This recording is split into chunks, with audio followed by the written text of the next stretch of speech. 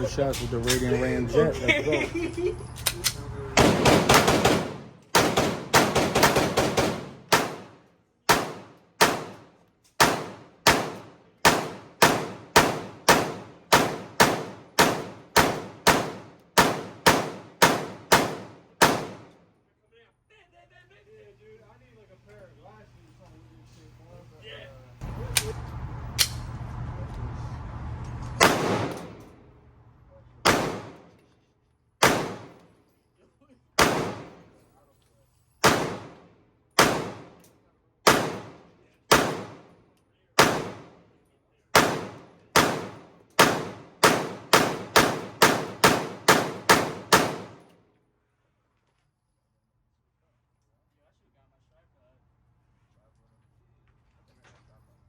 Target out real quick. That's what we looking like so far.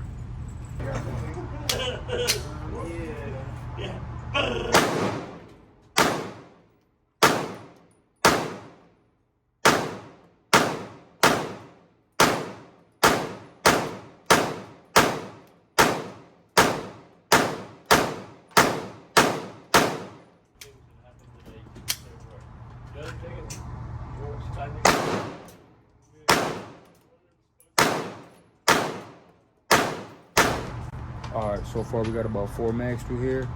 That's doing great. It's a little loud in here, but 4 mags so far.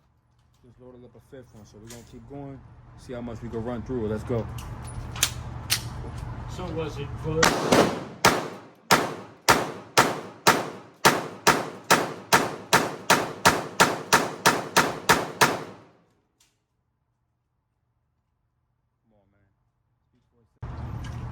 All right, y'all, so as y'all can see, that's the target right there, man. That's what we cooking up like right now with the RAMJET on it.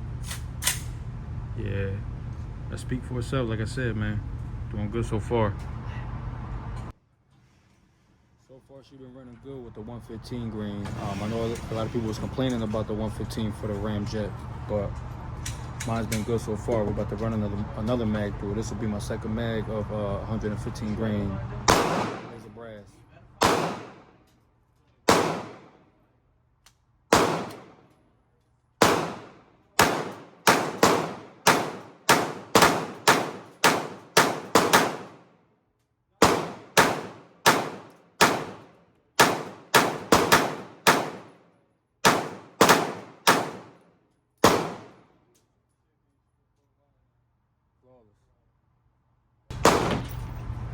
Testing out the gold dot ammunition, 124 grain. I'll throw some of that in here.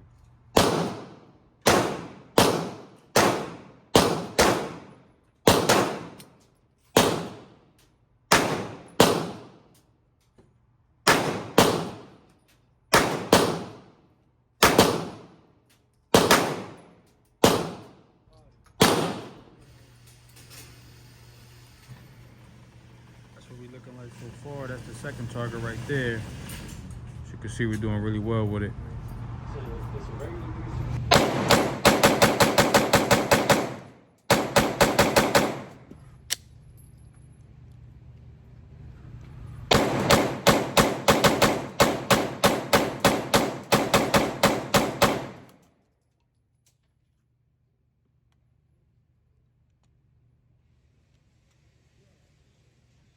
Doing some over here.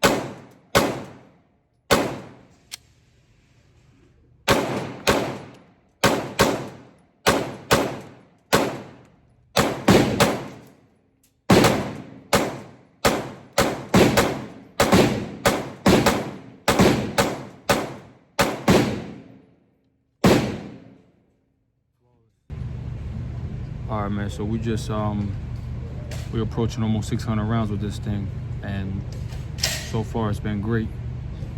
I'll just show you the target, man. Speak for itself. It's my third target right here. As y'all can see, that's my third target, man.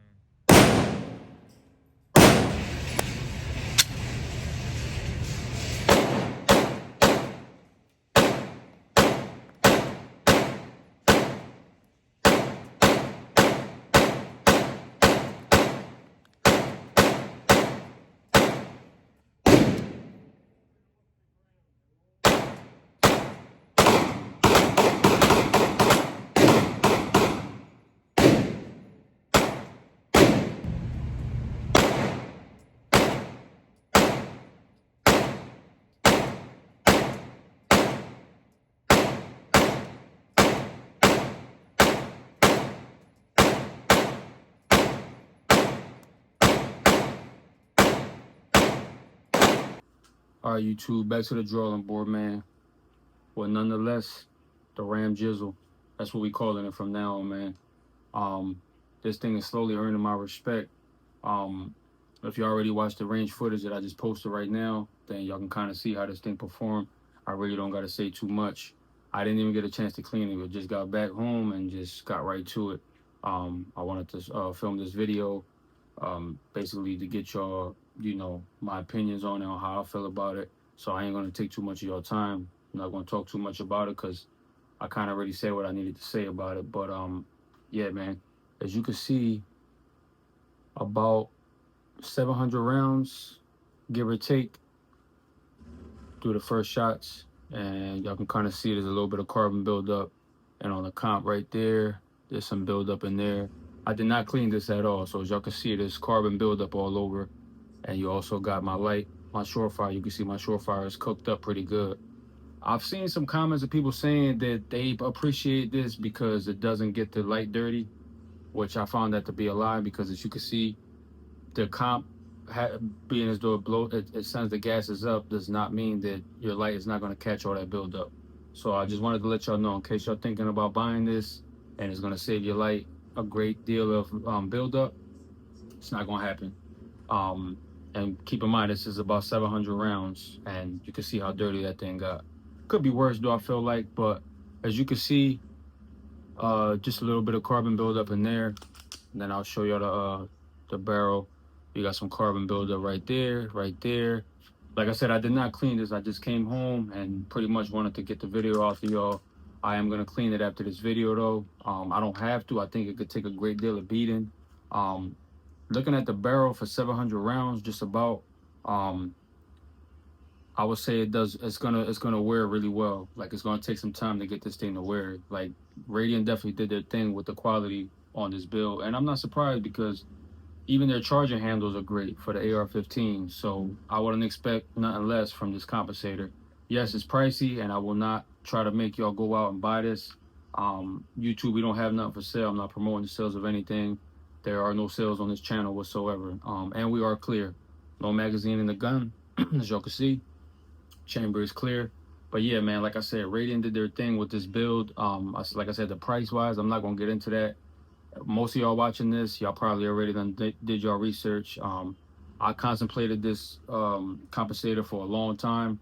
I actually ordered one, if y'all don't know, about a year ago, and I ended up canceling my order because I just couldn't bring myself to spending that much on a piece for a gun, or upgrade, better yet. But you know, I kind of got the itch again, man, and I just couldn't not do it. Something just kept telling me to try it out, and I'm happy I did.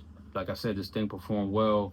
I think more or less y'all seen enough videos of people talking about what it could do, but I think I'm more impressed with the wear on the barrel. Like, for 700 rounds, like, I know that's not a whole lot, but it almost seems like I did not shoot this gun. Like, if it didn't have any carbon buildup on it, as y'all can see once again, you guys wouldn't even know that I shot this gun. But nonetheless, there's a few things I want to throw out there. 115 grain, I've seen a lot of people talking about that not cycling well through the RADIAN. I've shot a bunch of 115 grain. I think I shot about 200 rounds alone of 115 grain blazer ammunition, and also some AAC ammo. Function well through here. no issues at all with the 115 grain, at least not for me. But then again, this Glock did have about 5,000 rounds through it, so my recoil spring is well broken in compared to most people who might throw this thing on immediately when they buy their guns. I've seen videos of people installing this the minute they get their gun, and that could have a lot to do with why it might not cycle 115, because maybe the gun just has to be broken in. But my Glock is pretty much broken in, at least in my opinion. I feel like, yeah, I don't got 15, 20,000 rounds through it, but I'm also not a competition shooter. So for a regular everyday civilian like me, regular person, regular guy, like, I feel like 5,000 rounds is pretty much more than the average person is ever going to shoot through their Glock. So I feel like that has a lot to do with the recoil spring breaking in, making it maybe easier to cycle the 115 grain, because they don't really recommend that. I've seen a lot of people recommending 124 grain, which I've already been shooting 124 grain, so I ran a lot of 124 through here. I think about, I would say in total about 400 rounds. I would say more so, give or take, about 400 rounds of 124 grain between the AAC ammo and, once again, the Blazer ammunition, all 124 grain. And I ran a 50 box of my Spear Gold Dots, a full 50. I know that was pretty pricey to do that, but I wanted to see if it'll at least cycle a whole box of hollow points that, I'm gonna plan on carrying with this thing anyway.